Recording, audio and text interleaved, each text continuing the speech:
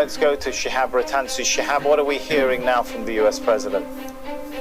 Explosive Truth Social post from Donald J. Trump. I shall read it out. The United States of America has successfully carried out a large-scale strike against Venezuela and its leader, President Nicolas Maduro, who has been, along with his wife, captured and flown out of the country. This operation was done in conjunction with U.S. law enforcement. Details to follow. There will be a news conference today at 11 a.m. at Mar-a-Lago. Thank you for your attention to this matter, President Donald J. Trump. Sammy?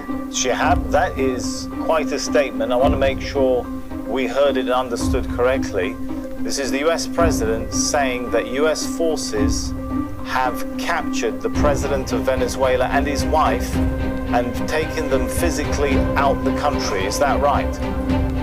That's exactly what he has just said. The United States of America has successfully carried out a large-scale strike against Venezuela and its leader, President Nicolas Maduro, who has been followed. Be very, very clear.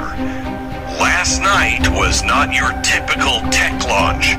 This is a moment that demands everyone's full attention. We are now at the crossroads where promise and peril are going to collide. America, Europe, China, Japan, and every other major power, listen to this carefully, have all hit stage 4 at the same time. Never before in human history has this happened. The bond markets are shaking, the currencies are all volatile, politicians are praying that no one notices the numbers, that they no longer add up. Stage 4 is not coming. We are now living inside the opening. Then comes stage 5. It's called the reset. The world that we once knew is gone. We are now living in the end days. Whether you want to believe that or not, none of this is coincidence. All of this has already been written about. God told us all of this would happen. He warned us about it so we could know what to look for in anticipation of his return. And y'all, we are living it out. This is biblical prophecy unfolding in front of our eyes. This is no longer about politics. This is no longer about celebrities and their entertainment. This is no longer even about sports.